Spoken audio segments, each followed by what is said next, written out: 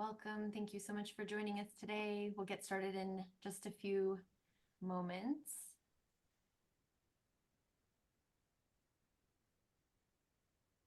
Nice to see everybody.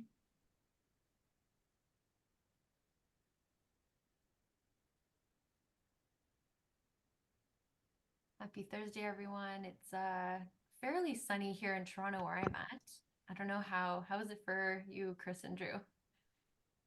Sunny in Vancouver. Yep, sunny in Victoria. Wow, amazing.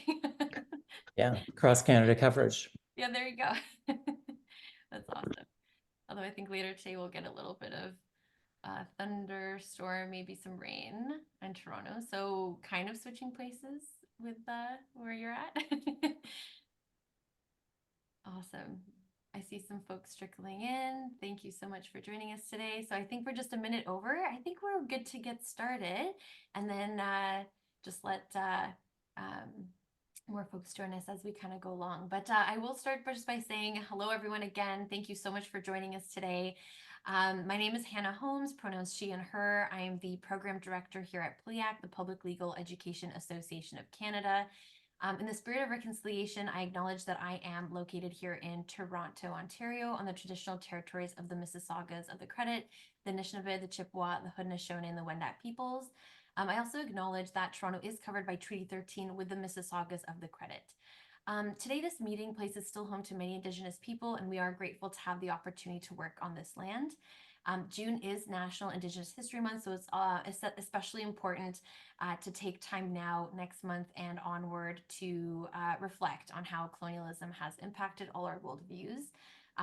Potentially, you can think about how you can support and uplift Indigenous voices and consider donating to a charity or a fundraiser supporting Indigenous folks if you have the resources to. If not, please be sure to read up on some educational resources found in abundance online, and tell a friend or family member about what you learn on that. So that's just a little bit on that today. And then we are very excited, to hear from our speakers.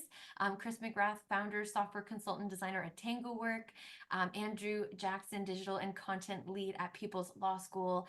We have the pleasure to hear from them on today's webinar titled How We Built a Scary Good Legal Chatbot for BC, which is a wonderful title, by the way. Can't wait to hear a little bit more on that from our speakers. But just a few quick final notes from me. This webinar is recorded. It will be uploaded to our YouTube channel and our website after today, so please stay tuned. There'll also be a very brief survey at the end of the webinar. Please take a minute to complete it, and if you have a few moments just to do so, that would be wonderful. And final note, feel free to use the Q&A button or the chat function to ask any questions that you might have throughout the webinar. We will have some time at the end to address those. Our speakers are more than happy to sort of provide any more feedback, comments, answer any of your questions based on our presentation today or otherwise. So yeah, without further ado, I will wrap that up. Feel free to take it away. Thanks, Anna. Great introduction. I don't think I have anything else to say. I'm Chris. Drew? So my name is Drew Jackson. I work at People's Law School in Vancouver. I've been at People's Law School for 8 years now. I'm the digital and content lead, and thanks for inviting us to share our journey with our Beagle chatbot. And our general plan here is to show you the chatbot in action, show you some transcripts of real conversations, which we think you will be very impressed with. And then we're also going to show you how it's built on the back end. And then we'll open it up to some questions. So we are going to dive straight in here. I'm going to start sharing my screen right there. Oh, that's our website, Tangowork Consultants. So we've been working with People's Law School for what, 4 or 5 years? And here's the People's Law School website. And we're going to fire up the chatbot right here. You can see it on the bottom right. 93 chats left today. We throttle it to 100 just to make sure we don't spend too much on the AI computing, but we'll get to that in a sec. So I'm going to start typing in an actual conversation. This is a transcript, word for word, of what somebody actually said, and we think it does a good job of showcasing what the chatbot does, and Drew will walk us through it. So as Chris types in the first part of this exchange that a real person had with Beagle Plus over the last couple of months, I'll note that we launched this ChatGPT powered version of Beagle Plus in February. We actually initially launched our chatbot back in 2020, and it was powered for the first 4 years by a different AI, but now we're using generative AI to power Beagle Plus. So Beagle Plus is responding to this first input where the person has asked, my dad's will left everything, which is just money in savings accounts, to my brother and I. Do I have to go through probate? Why or why not? So Beagle Plus leads off. I'm sorry to hear about your dad's passing. Let's take a look at whether you'll need to go through probate. And then explains what probate is. It's a legal process that confirms a will is legally valid. And then talks about the factors that come into play. So the value of the assets, the type of assets, how they're held, and then suggests it's always a good idea to speak with a legal professional to get advice specific to your situation. So the person carried on and then put in, I forgot to mention that he also had a car. Does that change things? And the conversation continues now. Beagle Plus, the car might affect whether you need probate, depending on a few details. Let's break it down. And then Beagle walks through the nuances now that there's a car in the mix around value of the estate. If it's worth less than $25,000, probate might not be required. What the ownership is of the car. It's in her dad's name, it becomes part of his estate. And then whether there are any liabilities attached to the car. Then you can see here, this is hovered over a link, which is bringing up a page on our People's Law School website. This is part of the game-changing quality of the way we've built the bot, which we'll go into more detail in a few minutes.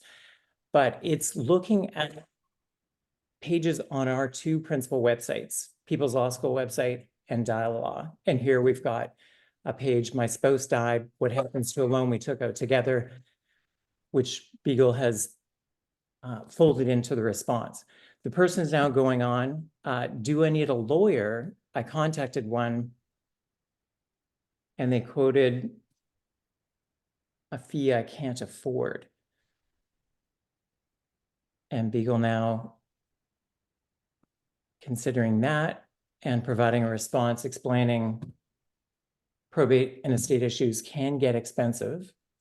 I think that's what it was. Can you scroll just a bit further up? Can be complex, but there are some options to consider if hiring a lawyer is too expensive. Talks about contingency fees, shopping around, legal aid type services or community legal services more specifically, and then DIY options, and wraps up saying, though it can be tough managing probate on your own or with minimal legal assistance can be an option if costs are concerned. And then the final part of the exchange that, again, this is a real transcript verbatim from one of the 2,000 plus conversations that folks have had with Beagle Plus over the last couple of months through our People's Law School and Dialogue websites and on Facebook, where we also have the bot available. So the person's asked, what forms do I need and where can I find them? And now Beagle Plus is explaining the key forms.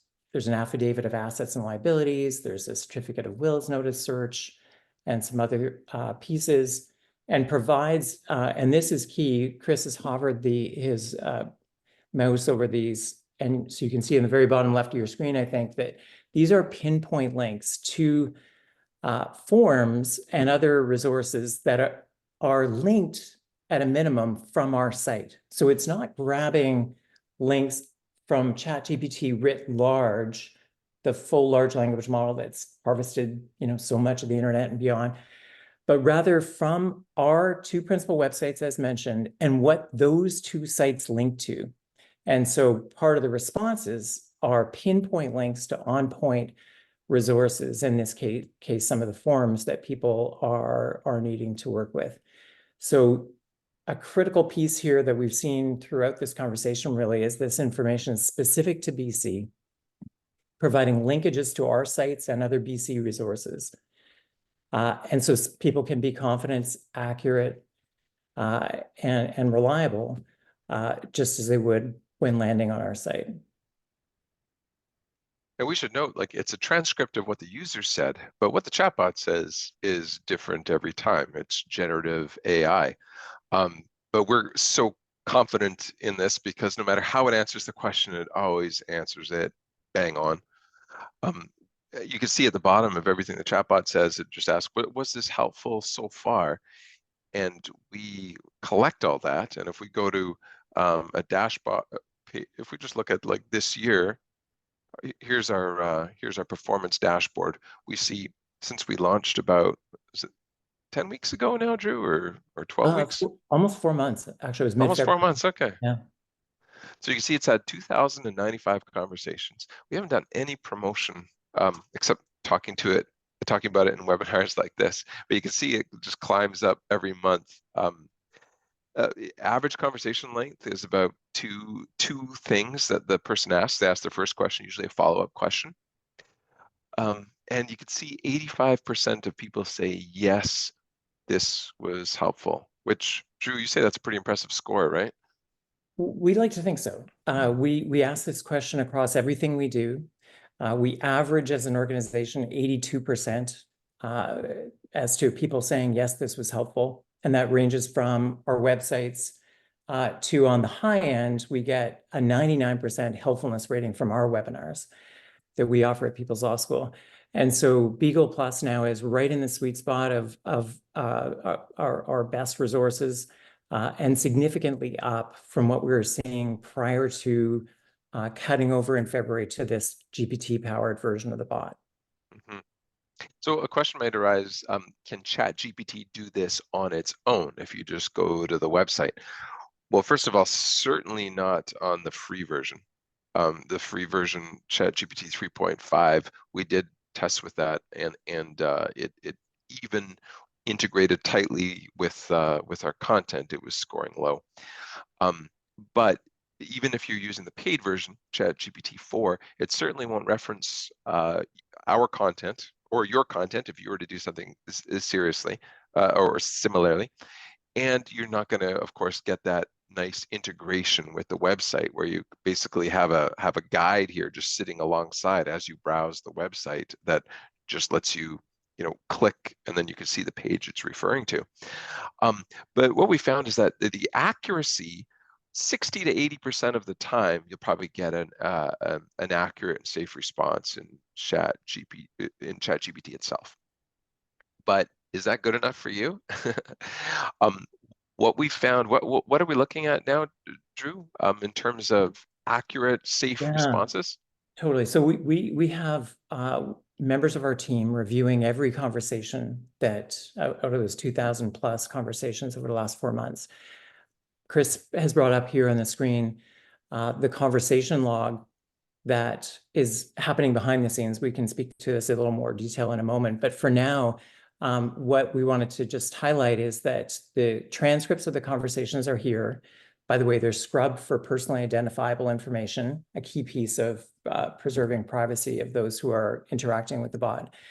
And members of our team have been going through and reviewing the conversations in depth and then making an assessment about whether or not it's safe.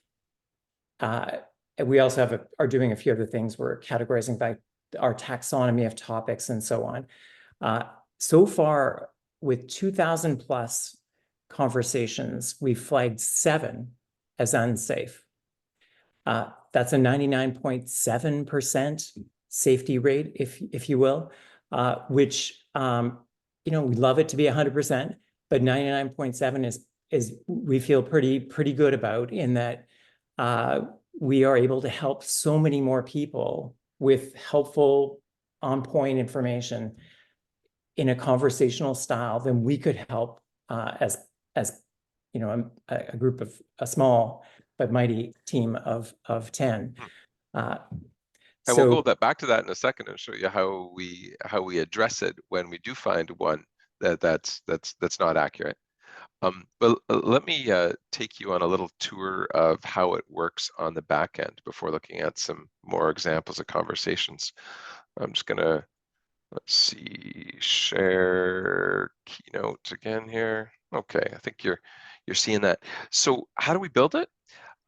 First of all, there's a system prompt. So alongside everything that the person says, we send to the back end of the system what's called a system prompt, and this tells it how to act. It gives it some parameters.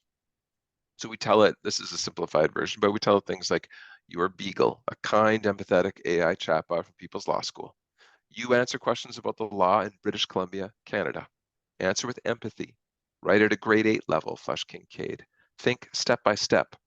Always respond in markdown format. That's so we can do bolding and links and lists. Hey, Chris, Base your answers. Yeah.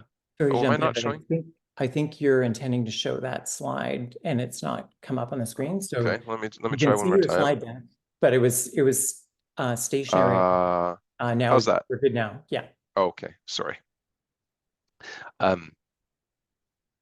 We tell it base your answer on the content delimited by triple quotes, which is extracted from the websites of People's Law School. Link to the content in line with your answer. Ensure the link text is meaningful so users know what to expect if they click the link. Consider using the web page title and the link. Only use URLs that are provided in the content delimited by triple quotes. And so we reference this content that's in triple quotes. This is the magic piece that you must have if you want to make a chatbot based on your content. We're providing content on the fly to ChatGPT. Let me show you what we do. So first of all, this is how something like ChatGPT works if you're just using it for yourself, right? You say, how do I do X? It goes to the LLM, the large language model, and it answers. Basic programmatic use inserts a system prompt. That's what I just showed you. So how do I do X? And in the back end says, by the way, you're Beagle, a kind, empathetic chatbot from People's Law School. And then the large language model answers. At retrieval augmented generation, RAG, is a technique that we're using. This is a key technique, and this is what you would need to use if you want to build anything similar. It inserts relevant snippets. So the person says, how do I do X? We say in the back end, you're Beagle, and we say, base your answer on this content. And we give it relevant snippets of content from our website. Now we're just going to make this diagram a little bit more complicated here. This is what happens in real time. The person says, how do I do X? We throw that over to an embedder, which turns it into a language, into basically a shape, a multi-dimensional shape. Then we search a database that we've prepared in advance, a vector database search, and say, do you have anything that looks like this? And we return our top 5 snippets and say, now base your answer on this content. Why don't we send our whole thing? Because you can't. The large language model has a limited context limit. It can only handle about 20 pages of information. And you pay for every single page that you send to it. So you want to send it as little information as possible. I'm going to make this diagram a little bit more complicated. There's a whole bunch of this stuff that you must do in advance, and there's a portion that you do in real time. So what we've done in advance is we've organized all of our documents, as you see in the top left. We split them into chunks, and we've experimented with the size of them. We found that the chunks that are best are about a paragraph, give or take a little bit. We take all those paragraphs, we run them through what's called an embedding machine, again, putting them into this multi-dimension, turning them into shapes, basically. So, cats and dogs are up here, cars and trucks are right there, wheels and estates are down here. If you imagine this, a multi-dimensional space. And then in real time, now that we've done all that work in advance, we have this vector database. So that's an overview of what retrieval augmented generation is. All of this below the line happens in real time, but as you can see, it's incredibly quickly. It's incredibly fast, and that's what enables us to answer the questions based on our content. Does that make sense? Did I miss anything, Drew? Sounds good to me. We'll probably get some questions about that, but looking forward to that portion. Yeah. Okay. Let's go back and look at some more examples of real conversations that Beagle handled, and I will just share. So we wanted to highlight a few different themes of what we're seeing that Beagle is able to do now that distinguish what is happening from what somebody could get from ChatGPT writ large or other generative AI tools that are emerging. So one thing is critical thing is that it focuses on our jurisdiction, British Columbia. So here's a real conversation. By the way, all these are real transcripts, both the input and the response from the 2,000 plus conversations that have happened over the last couple months. So someone wondered, my brother and I have been named attorneys for our dad under an enduring power of attorney. Does BC have the same law as Manitoba, whereby if we don't agree, the first named attorney becomes the power of attorney? And Beagle goes on to explain that no, this first named attorney takes precedence rule that is in Manitoba, doesn't apply in British Columbia. In fact, if your dad's enduring power of attorney document doesn't specifically state how disagreements between attorneys should be resolved or how decisions are to be made if there's more than one attorney, then you and your brother would typically be expected to make decisions together. And then later in the response, providing a pinpoint link to a page on powers of attorney on our People's Law School website. So fundamental, specific to British Columbia. A second thing that Beagle Plus is able to do that we're pretty blown away by actually is how empathetic it is. So here's an example. Another way of saying this is it makes people feel heard. So someone's asked here, can you please tell me if I can sue my neighbor for extreme noise? I've tried talking with them. They blame their children for jumping up off the kitchen counters and the sofa. What are my rights? I just want to live a peaceful, quiet life as a senior citizen. So in the response, Beagle leads with empathy. I'm really sorry to hear about the noise issues. It's understandable that you're seeking a peaceful environment, especially as a senior citizen. So it's reflecting back what the person has said, and then goes on to include, if you've already attempted to talk to your neighbor, here are some other options. So one thing we find in our own people-staffed Q&A service is if we mention an option, a step someone can take that they've said they've already taken, and we haven't made that clear to them that we understood that, it can be very frustrating for them. And this is a way that Beagle Plus is showing, I think, really impressive skills at making people feel heard and working with what they've said to the bot. And then wraps up by saying, given your situation where communication hasn't led to a solution, reviewing your options and considering next steps thoughtfully will be important in seeking the peaceful environment you deserve. Again, reflecting back what the person had said at the outset. And the person said, this is very helpful, thank you, as well as gave a thumbs up for that question we asked if everybody was as helpful. So a third piece, it helps people find relevant info on our sites.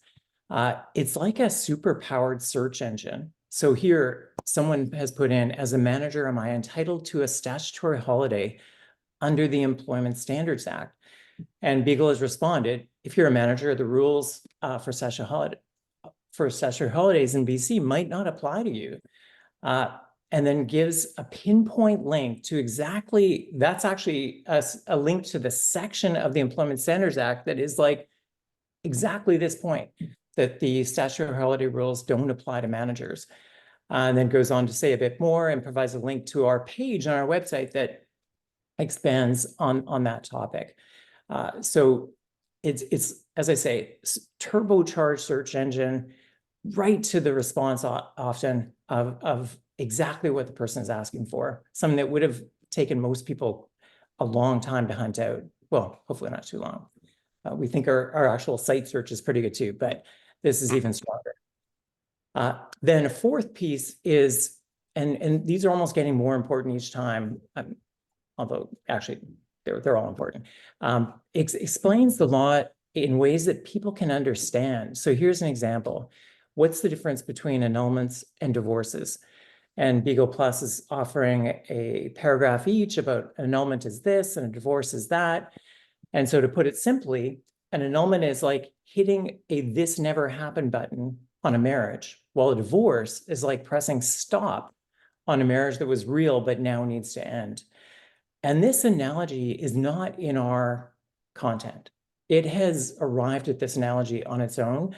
And so far, we're pretty impressed with how on point the analogies are that Beagle Plus is coming up with as part of putting language in front of people that helps them understand the complicated space that we work in with legal stuff. Okay, a fifth key differentiator about what Beagle Plus is able to do beyond ChatGPT writ large is coaching people through how British Columbia law can apply to their situation. So let's walk through an example here. Someone's asked, how much severance pay am I entitled to after 19 years of service? So Beagle Plus leads with some empathy. Sorry to hear you're going through this. It can be challenging. So here are some key points to keep in mind, especially with your long service of 19 years. First, there are minimums set for service under the Employment Standards Act, depending on your length of employment. And then going on to say it's important to note the law also recognizes the concept of reasonable notice, and then it unpacks that concept, saying factors include your age, the nature of your job, the terms of your employment contract, the availability of similar employment, and then gives a sort of generalized take that given your long tenure, the severance pay could be significantly more than the basic minimum. But of course, the employment contract will be key here as well. And then the principle of reasonable notice comes into play. So it gives a nice, concise sort of snapshot of the different elements and guides people through to give them a flavor of how the law might apply to your situation. And then critically says before accepting any severance package, it's highly recommended that you seek legal advice, and then talks even about what value a lawyer can provide, help to assess your situation, potentially negotiate a better severance package. So really, I think doing a nice job at that idea of coaching, if you will, people through applying the law to their situation. And then lastly, helping people take action. So here's an example. Hi there on your website, it says when buying a car from a dealer, the car legally has to be durable for a period of time. How long is that period of time? So Beagle Plus starts off with explaining some of the factors that come into play: the age and condition of the vehicle, the price, the problem, whether you should have discovered it, and so on. And then gives a bit of an example and even a pinpoint link to a case involving a 10-year-old car that was said to be in good condition, had 102,000 kilometers on it, but had extensive problems shortly after this sale. And in that case, the dealer had to pay for repairs to the car. That case, by the way, we link from our content, which is how that link came to be part of the response. And then wraps up by saying every situation is different. So to figure out if your car meets the durability requirement, think about these factors. There's a follow-up question then. What steps can I take to get the dealer to take the car back? And now Beagle is moving into helping people take action.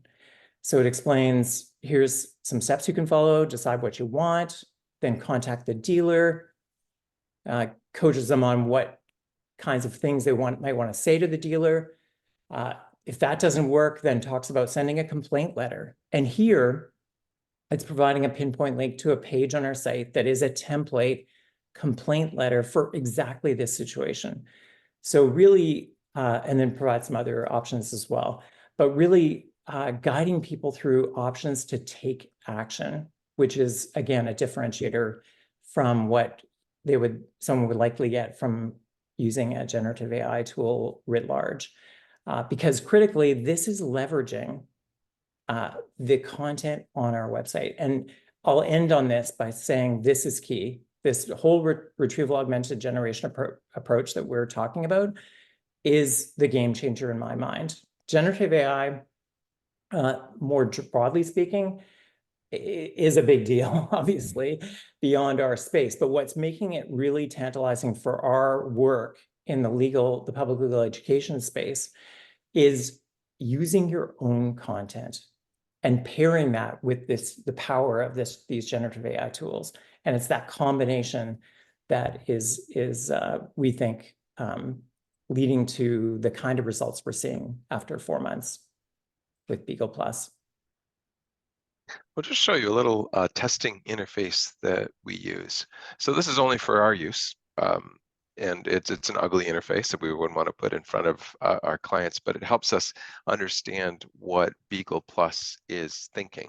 So you can see here we've picked the model we're using and a few other variables. And here I'm going to type in, what forms do I need for probate? And what you can see on the left is the response, but on the right is the context that it's grabbing from our site. So before it even generates the site, it does a query against, remember, our vector database. This is what it retrieves, and it augments the query going to the AI, which is why it's called retrieval augmented generation. So you can see for this particular question, what forms do I need for probate? It found these pages: probating the will on People's Law. You can see it scored 0.67. This is out of 0 to 1, and our threshold is 0.4. So we had to play with these settings to find out what was the right threshold under which we don't send it anything, right? We say, yeah, we don't have anything relevant on that. We send it this page, filling out your probate or administration forms, applying for a grant of administration, filling out your probate or administration forms. Do RSPs or joint property need to be on a probate form?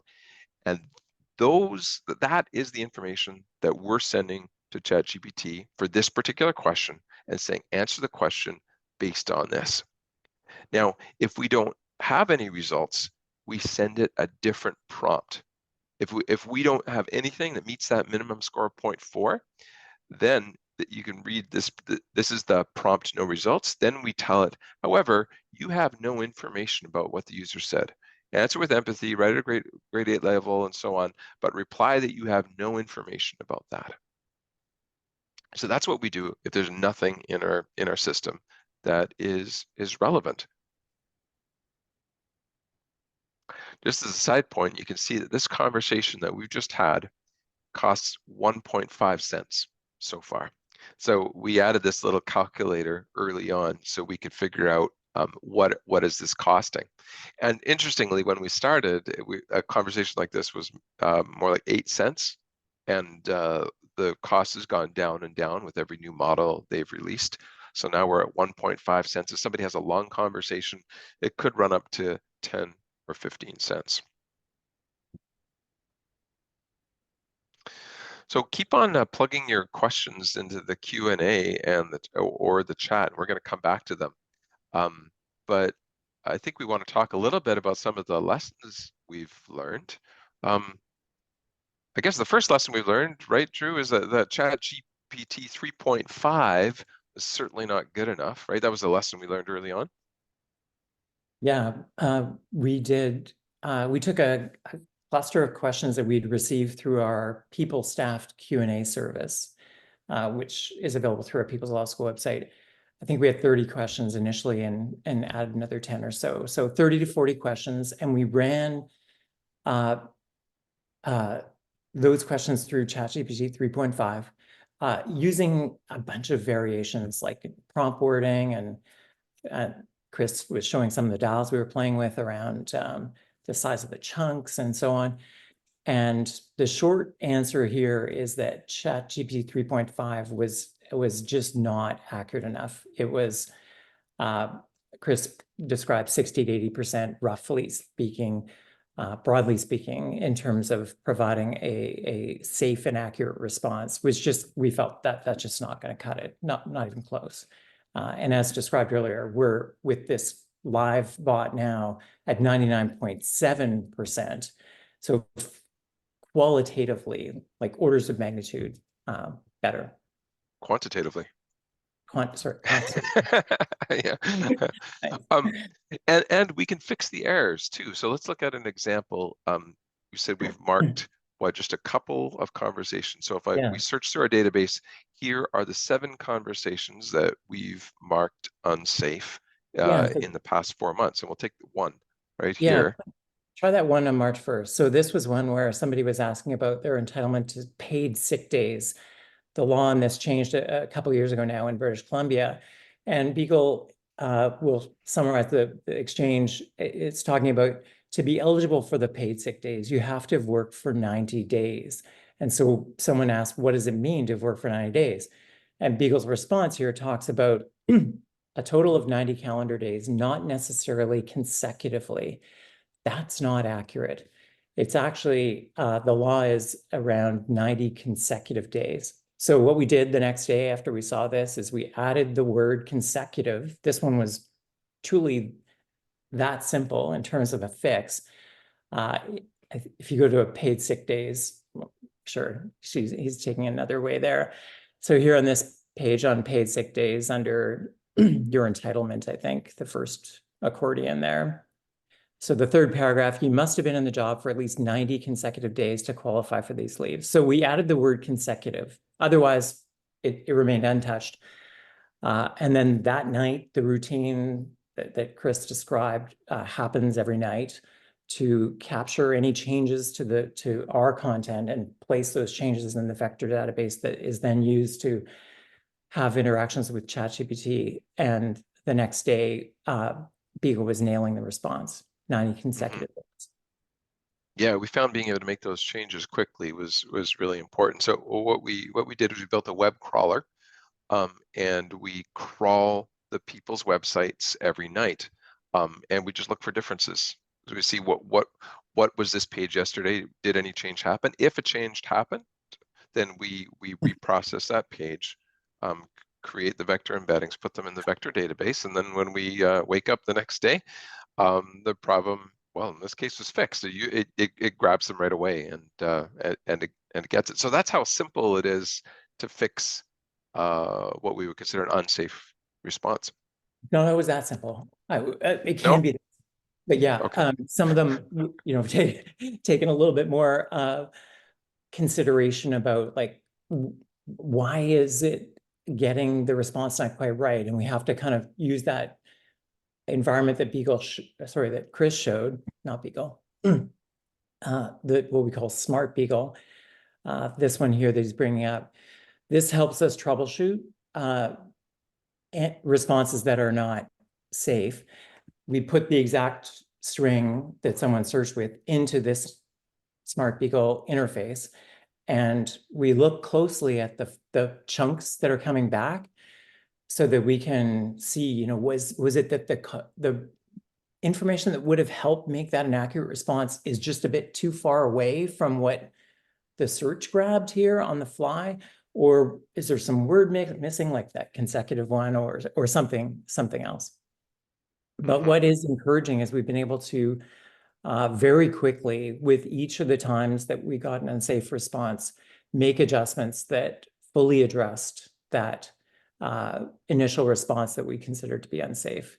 So what's cool about this, I think, is that there's a feedback loop here that is a really virtuous one, if you will, that is allowing us to tune up our website content that actually could benefit users just of the website, because that word consecutive in that example we gave, not having been there, could have led people, not just ChatGPT and Beagle Plus, but people to not be sure about what does 90 days mean in this context. Another thing we learned is that handling history is really important. And one thing I think that may not realize when you first start dealing with this is that the chatbot itself has no memory. You have to build the memory in. And so when you have a conversation with ChatGPT personally, OpenAI has built a whole thing to handle the memory as you go of that conversation. But when you use it programmatically, there's no memory. So when this conversation that we took you through at the outset, where we said, my dad's will left everything, which is just money and some savings accounts. My brother and I do have to go through probate. Why not? When we first started, we were sending each thing individually. And so then the person says, hey, I forgot to mention that he also had a car. Does that change things? That's entirely new. The AI has no idea what you're talking about, right? And it tries to answer it. And so the first thing we started doing for history is we started stitching together everything the person had said so far, sending that to the AI. And we're trying to send as little information as possible because you pay for everything you send back. But we found, no, it needs to know what it said because then it gives a better answer. So you actually have to send what the user said, and then you have to tell it what it said. Which I know that sounds counterintuitive, but that's the way it works. Every request you make to the large language model, it has no knowledge of the history. So you have to tell it, hey, so this is what the person first said. This is how you answered. This is what they said. This is then what you said next. And so we have to send all that back to the chatbot. And so your history is getting longer and longer and longer. Each turn is getting more expensive because you pay per word sent to the AI. So I guess that lends into some of the things we've done for cost control.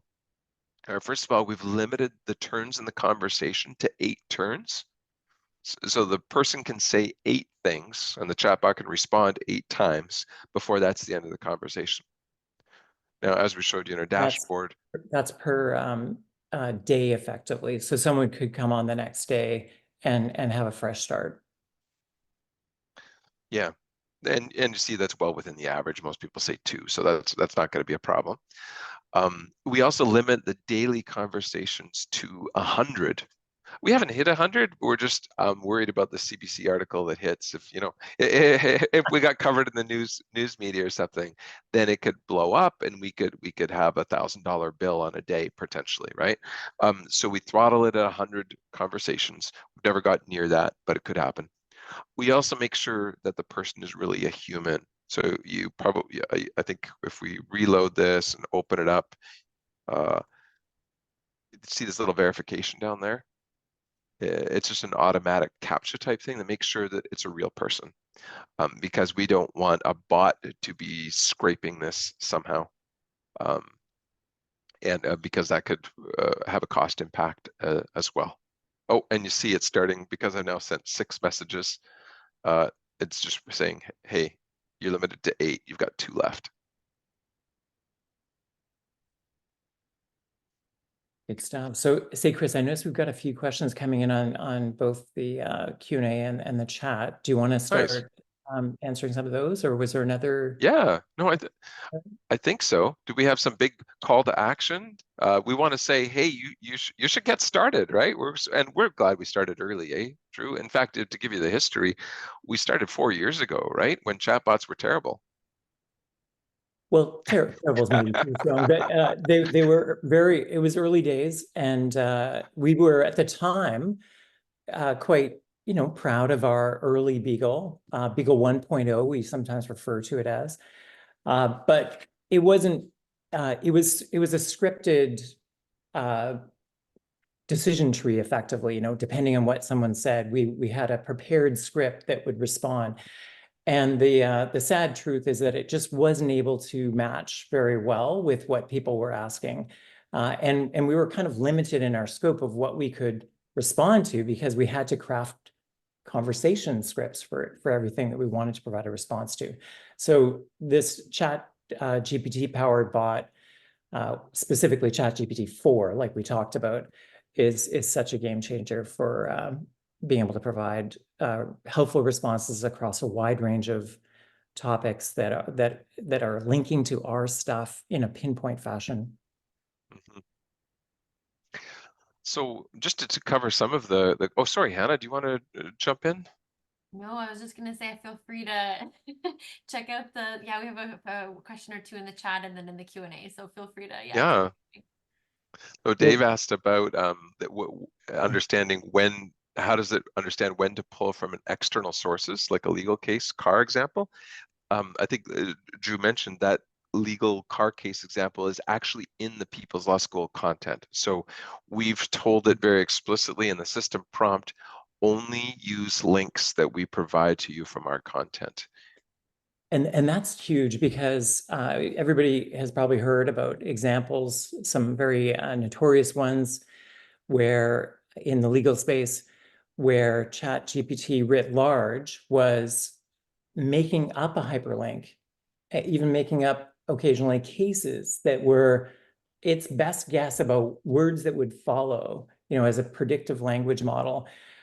That's not coming into play at all in our setup, because we are, as Chris highlighted, prompting ChatGPT to just work with the content that we're providing it, and it has to be one of those links that we've sent it. It's not just able to grab links at large across all our website. It's just the ones that we're sending it in those chunks that Chris was speaking to. Mm-hmm.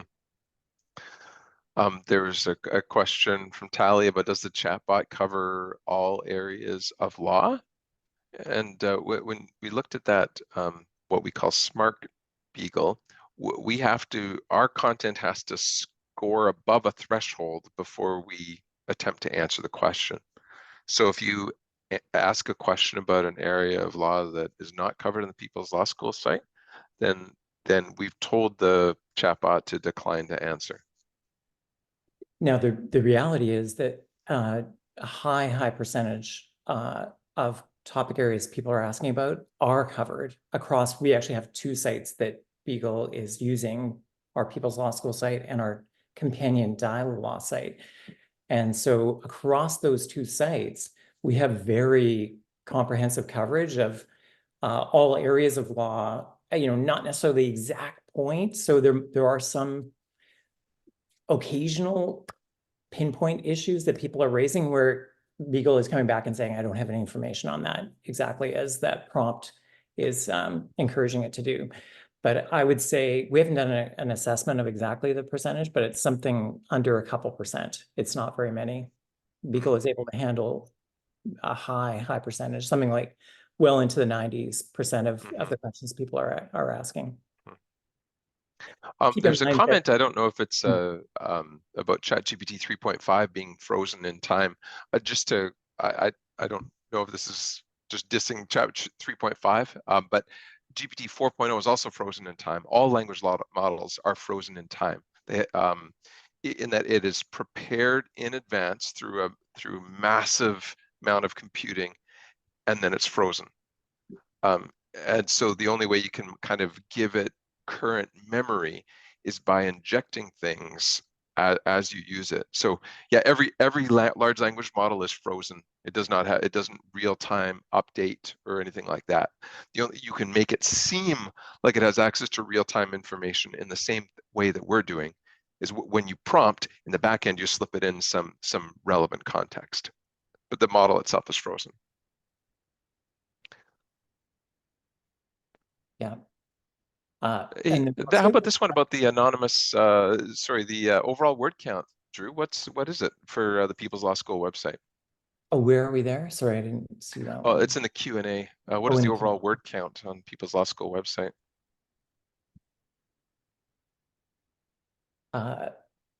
Yeah, so we have 500 pages that average 1,600 words. So I don't have the math exactly at the ready here, but on the People's Law School site, do that math, 1,600 times 500. And then on the Dial site, we have 200 pages, and they average just slightly less at 1,300 words. So that's the body of info that we have. Now, again, we're not sending all that info each time to ChatGPT, as we talked about. And I see there's a question, I think, in the chat we'll get to in a minute, about how those snippets or chunks are getting grabbed from our content in that real-time search that happens as the user is having a conversation with Beagle Plus. I see Dave has helpfully done the math. Thank you, Dave. 1 million words. And a lovely comment. Thank you for that too. Best AI-driven legal chatbot that I've seen to date. Zach, you asked a question about preparing the snippets. So there's, for People's Law School, there is no preparation that takes place, right? There's nothing. They just write their website content. On our end, Tangowork, we had to create a program to do this, but that's done in advance. So day to day, nothing happens for People's Law School other than writing their great content, and then making little adjustments if necessary, like you saw with 90 consecutive days. What we do, our web scraper grabs a web page, looks at the main body of the web page, chops it up into 200-word bits that overlap by 10 words so we don't lose any context. We send each of those snippets to an embedding model at OpenAI. This is all happening, thousands of seconds, right? But we send it and it gives us back a series of numbers that represent that snippet, and then we put it into our vector database. Anyway, so there's all these little things, but I think the key thing to know is that you don't have to do anything to prepare your content, at least if it's web accessible. Now, if it wasn't web accessible, say you've got like a body of custom Q&A responses that you've emailed to people, then yeah, you'd have to get those in some sort of format. And again, we run it through an embedder, but it's all done programmatically. And this is so huge. I talked about our Beagle 1.0 that we launched 4 years ago and how we crafted carefully scripted conversation threads to guide people through how to deal with the problem with the used car. That took a lot of work. Now, we also set it up in a way where that was powering both our dialogue website and the Beagle conversations. But we had to do a lot of handling to get that going and to add to it. And whereas now this new framework, fundamentally different, qualitatively different this time, not quantitative. In that we are just continuing to do our content development and updating work the way we would. And all that programmatic stuff that Chris built and talked about is happening on a regular basis behind the scenes. We don't have to do any intervention. Catherine's asking about sensitive topics, family violence, intimate partner violence, how the chatbot understands instances, of course, of control and so on. What can we say to that, Drew? Yeah, and I see earlier why don't we take them in order? Because first she asked, just a few minutes before that, about unsafe responses, and where she asked, when you say unsafe responses, is this more so an inaccuracy in the information, or has an instance occurred where the response has put a user in an unsafe and damaging situation? So it's absolutely the first part about inaccuracy. Yeah, I can see we've landed on a word there that has a lot of different meanings with safety. What we're talking about there, the way we've defined it for ourselves, is that it is inaccurate in a way that we think could put people at risk of making a bad decision. It's not about their personal safety. It's just like we've given them information that is either incomplete or misleading or just wrong, that could lead them to take a step with their legal problem that would be bad for them. And that's distinct from, there are some occasional inaccuracies that Beagle Plus will have that are what I would call trivial. Like it sometimes will confuse or state that something is the Law Society when it's actually the Canadian Bar Association. Not great. We were working on that.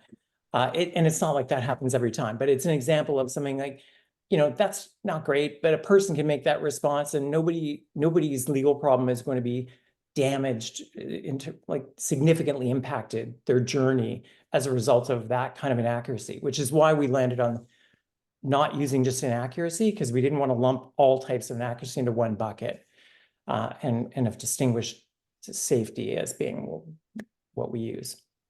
So hopefully that answers that part of it. And then Catherine's second question around how can the chatbot handle instances of instant partner violence and family violence? You know, can I just jump in on that one? That we're working on another AI project that is absolutely in that realm, and it's very good at understanding. It's incredibly good at understanding what's going on in dangerous situations, and I think though in the case of our chatbot, People's Law School doesn't cover family law heavily, does it, Drew? Well, actually, our Dial site has quite full coverage of family law, including a couple of pages on family violence. It's not an area we get a lot of conversations or questions in. We have seen some, and so we don't have enough experience yet to know, the degree to which it's great at this, but it's good at it. It's. I would say, okay, I heard at a conference in the winter in the States. It was a roundtable discussion of generative AI tools, and someone said, I do not believe that chatbots can be empathetic. And at the time, we were still in development with this, and I was like, we're still figuring this out. I would say at this point, they absolutely can be. People can be empathetic and better, but the responses we're seeing are high level empathy. Now, this is another category that you're talking about that we haven't been working with as closely, but we're certainly keeping an eye to those kind of dynamics, and we've seen nothing of concern to this point in the conversations that we've been reviewing or getting and reviewing.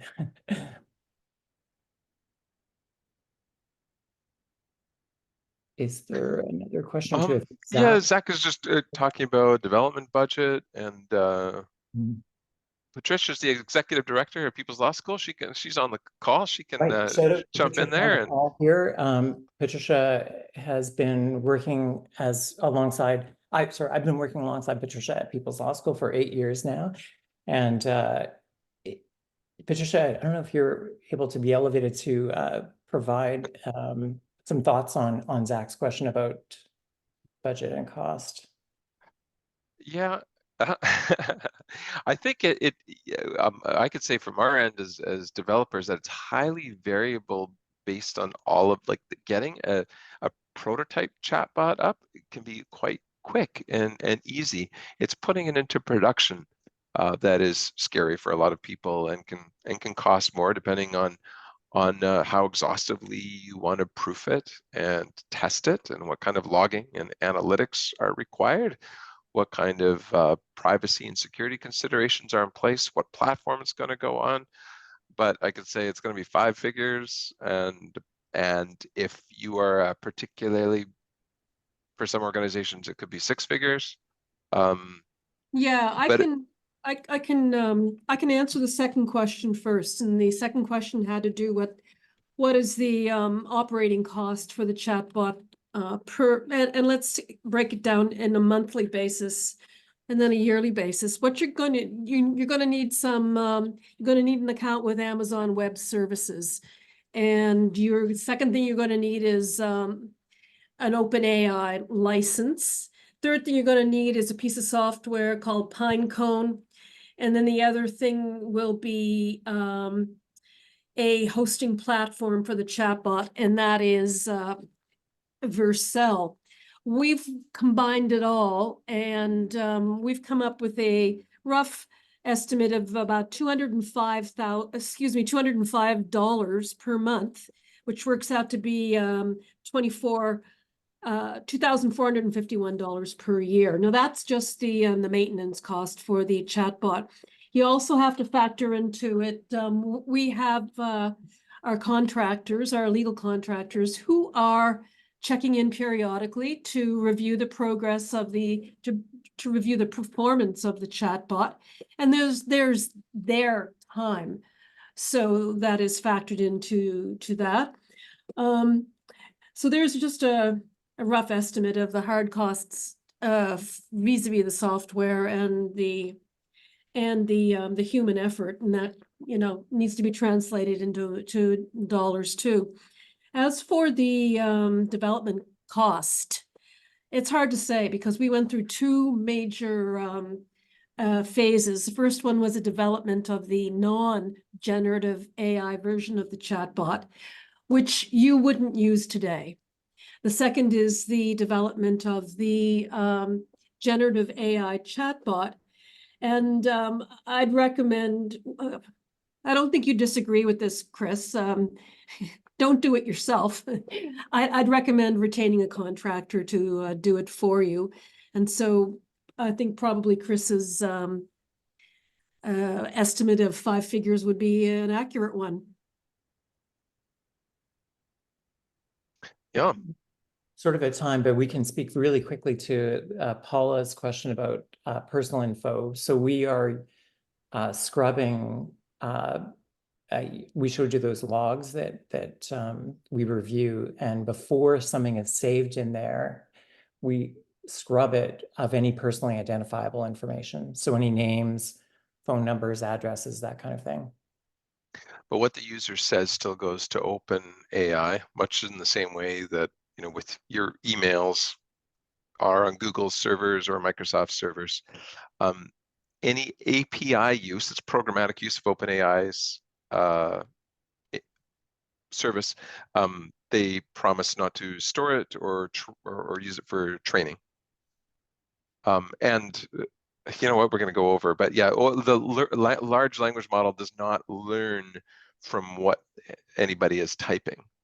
They would have to actively take the logs that user are typing and then feed those back in at a later date. But it does not learn or change as people type to it. Anyway, I guess we're at time. It was fun. Yeah, we Thanks are. for joining us, everybody. Thank you so much. I mean, we've had so many wonderful questions, and I feel like as we go, it'll probably keep going more and more. I know there's just one last question on the AI projects in the works. Just really quickly, are we going to get more information on that? Because I think that's something we could follow up on, or Yeah, no, sorry. no? Okay. Yeah. Okay, It's in fair People's enough. Law School for what it's worth. Yeah. Okay, there you go. Okay, so just thought we'd just quickly touch on that. But again, so thank you so much. I want to give a huge thanks to Chris, Drew, and Patricia as well. Thank you for chiming in. That was a really wonderful presentation. This isn't always a very easy topic for those who haven't delved into AI or into this sort of world yet, but you've both distilled it so wonderfully and clearly. So thank you so much. And again, thank you to everyone who took the time out of their day to tune in today. Obviously we can see some really great positive feedback in the chat and some already great comments here. So final note for me, we've recorded today, so I will be posting this and circulating it. And if the presenters are okay with it, I can also connect anybody with any more questions or anything like that. I see some nodding, so that's great. In case, yeah, if we obviously didn't have a full time to address everyone's last comments, but our presenters are wonderful, of course, and happy to sort of follow up with anybody. Again, thank you so much. And yeah, feel free to reach out. Have a wonderful rest of your week, everybody. Thanks all. Thanks, everybody. Thanks, Hannah. Thank you. Bye, everyone.